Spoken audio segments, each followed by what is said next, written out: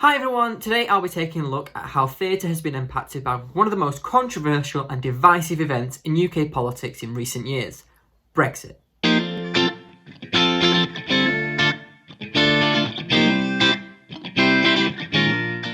Now before I start, I'll lay out this point. This is an objective look at the Brexit deal negotiated by the government at the end of last year and that came into force in January of this year. This has nothing to do with an agenda or ideology, it's merely looking at how that deal has impacted theatre and will continue to impact theatre in the near future.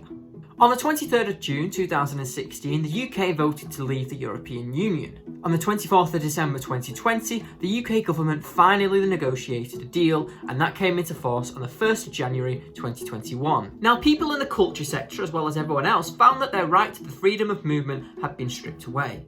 This meant that shows cannot tour around Europe as easily as they could before the UK left. And this is the main impact that underpins everything to do with Brexit in the theatres. The All-Party Parliamentary Group for Theatre recently wrote a letter to the relevant government ministers raising their key concerns to do with Brexit in theatre.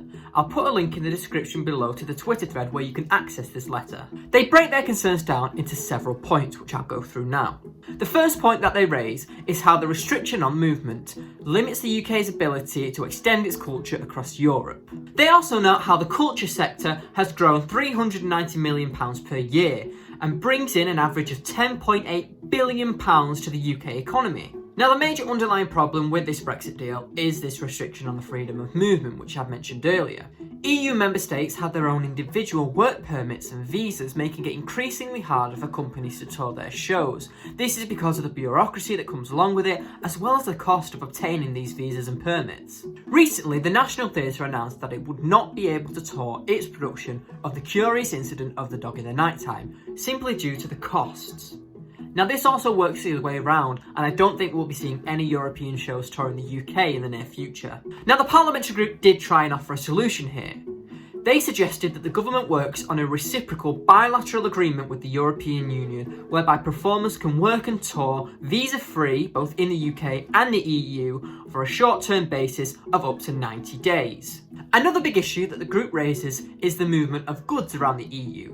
This mainly includes sets and equipment. They note how it's now illegal for multi-country tours to move their stuff around the EU without returning to the UK just after 2 journeys.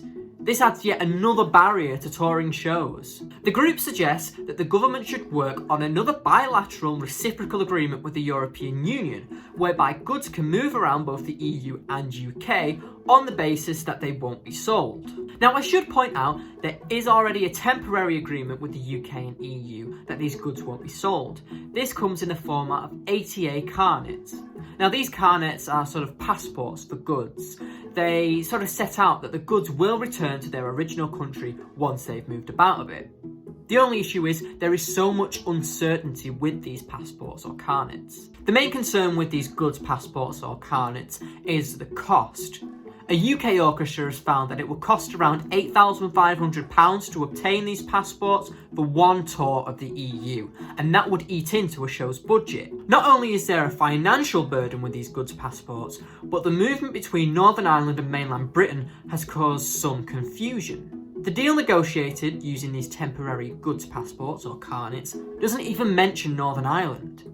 There's so much uncertainty as to whether companies coming from Northern Ireland to mainland Britain will even need these goods passports. Let's not forget the added cost to musicians as well. DEFRA, or the Department for the Environment, Food and Rural Affairs, has stated that musicians who use material in their instruments from listed species would have to apply for a CITES Musical Instrument Certificate. For those of you who don't know, CITES was a treaty that was signed to protect endangered species and plant. Not only are these certificates really expensive to obtain, but the parliamentary group has deemed the process of obtaining one too complex. They suggest that the government cancels the fees on these certificates because, after all, musicians need their instruments to play. Another issue is social security coordination. Now, I will have to refer to my notes to this because there is a lot to go through here. Put simply, EU member states who wanted to opt into the social security coordination between the UK and EU needed to do so by the end of January 2021.